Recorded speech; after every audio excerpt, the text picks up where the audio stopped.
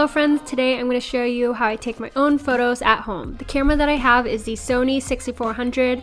I love it. It has a flip screen. As many of you may know, I'm an influencer, so being a content creator is kind of my full-time job. Because of that, I like to take most of my photos on an actual camera, just because quality is a lot better than iPhone photos and I can do so much more with the editing. But if you're just taking photos for fun or if you don't have a camera, I will go ahead and show you how I take photos on my iPhone as well.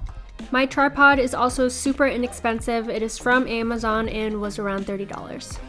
So I'm getting ready to take some of my photos and I thought I would show you guys how I connect my phone to my camera. I'll go ahead and open up the Imaging Edge mobile app, and then on my camera I will go ahead and hit the menu button, and then over here where there's that little globe symbol, there is a control with smartphone button. You want to go to the connection button, hit OK, and then on your actual phone, if you already have your camera registered to your app, it'll be right here. But if you're connecting to a brand new camera, you'd go to Wi-Fi and look for your camera name under Wi-Fi names, and now it's connected. To control the shutter button, I would now go to that app, tap on the camera, and here we are. So this is exactly what it looks like. So if I were to get in front of the camera, now I can see on my phone, triception going on here. This is exactly what I look like in front of the camera. Here I have it set to continuous burst mode. I think the default is the single photo. So when you hit on this button, it'll just take one photo. So we'll go ahead and try that. I want to set it to continuous burst mode, and as you can see now there is a little slider button, so when you slide this button over, it's going to go into burst mode and it's going to take a ton of photos. So go ahead and show you guys.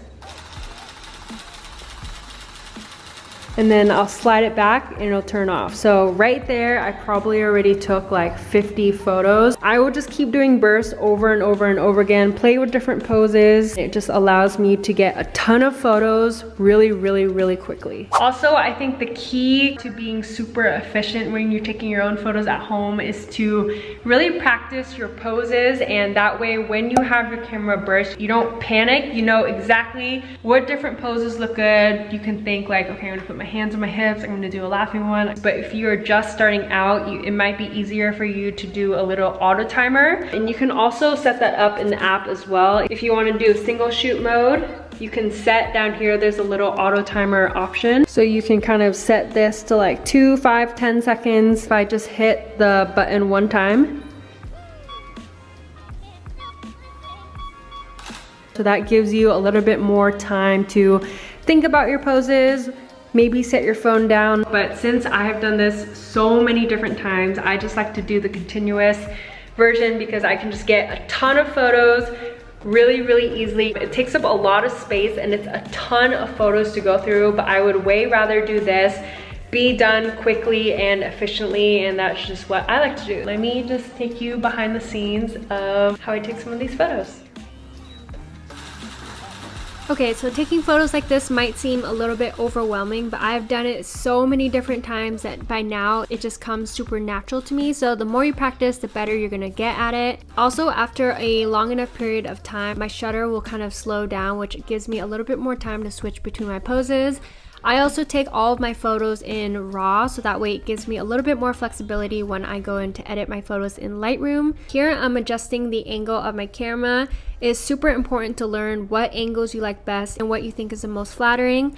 I prefer lower angles as opposed to a upward angle, just because I feel like when the camera is pointed down at you, it just makes you look short and stubby and isn't super flattering, versus when the camera is at a lower angle, it makes my legs look super lean, makes me look super tall, so I just prefer that angle.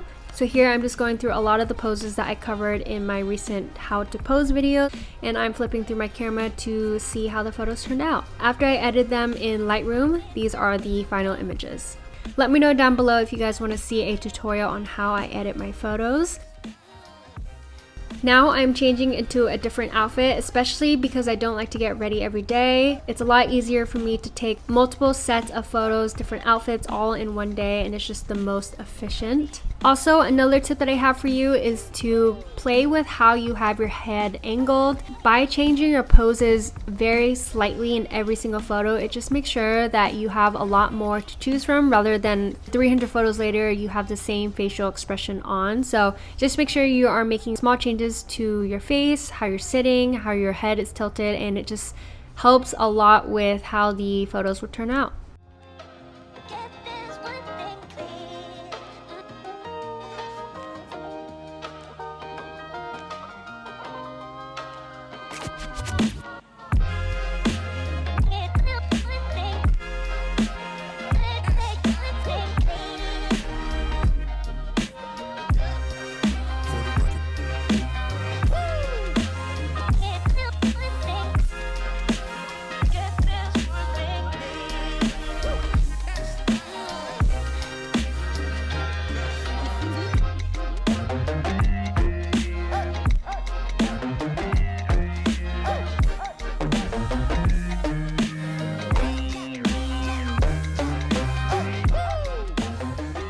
To take photos with my iPhone, I'm using my same tripod. I have a little iPhone clip that I picked up from Amazon, super affordable as well, and then I also have a Bluetooth clicker that I picked up from Amazon.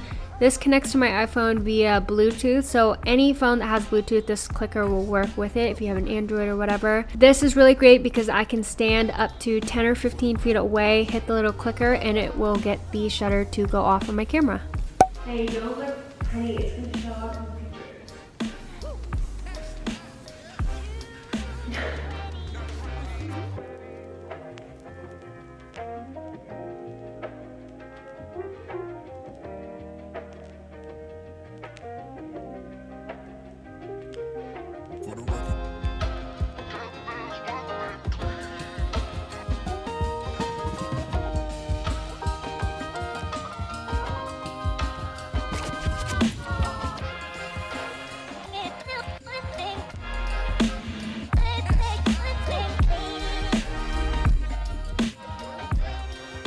So that is it for today's video. I hope you guys enjoyed and found it helpful.